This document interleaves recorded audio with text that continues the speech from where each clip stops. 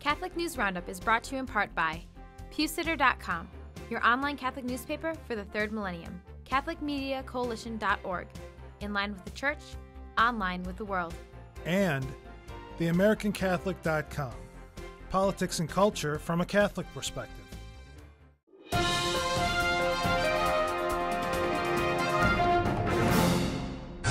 Hello and welcome to today's edition of Catholic News Roundup. I'm Matthew McAuliffe. American Church Reorganized. The Vatican is preparing a document which could possibly shake the Catholic Church in America to its foundations. The document, expected this fall, is being prepared by the Congregation for the Clergy, among several other departments. At the heart of this document is a reorganization plan designed to address a number of problems, everything from the financial crisis created by priestly sex abuse to the closure of parishes and hospitals. Interestingly, the Vatican Insider says a substantial amount of the content in this document is said to have come by way of protests from the faithful. The reorganization plan will provide guidelines to the U.S. Bishops' Conference and individual dioceses on how to rebuild, and in some cases, a diocese or an archdiocese will receive an apostolic visitor to investigate problems. You can read the full story on our resource page by clicking on the link right outside the screen. Kansas abortion mill bites the dust. Thanks to new legislation, one of the 3 remaining abortion mills in Kansas may close, and it doesn't look good for the other 2 either. The Aid for Women Abortuary in Kansas City is the first to announce its closure, based on information provided in a written application revealing its inability to meet basic standards required by the new law.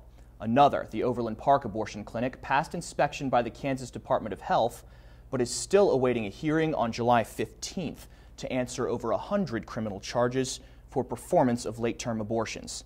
The owner of the only other clinic in the state, Center for Women's Health, was quoted by the Associated Press as saying, "We're doomed," after hearing about the new requirements. So it may be only a matter of time before they close as well.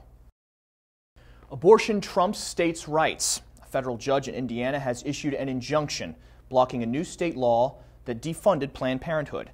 Planned Parenthood calls the new state budget unlawful because it restricts Medicaid recipients from being able to choose the baby-killing machine as a, quote, health care provider. Indiana Republican Senator Scott Schneider thinks the state should appeal and says, quote, "The whole ruling is disappointing in my opinion. It's judicial activism." The judge handed down the injunction just as Planned Parenthood clinics were running out of taxpayer money used to fund abortions.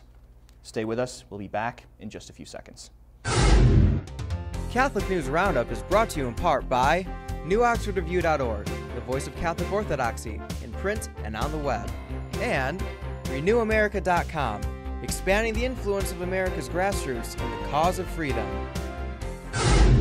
True marriage persecuted. After the approval of same-sex marriage in New York, Empire State bishops are saying they expect lawmakers to target those who honor true marriage.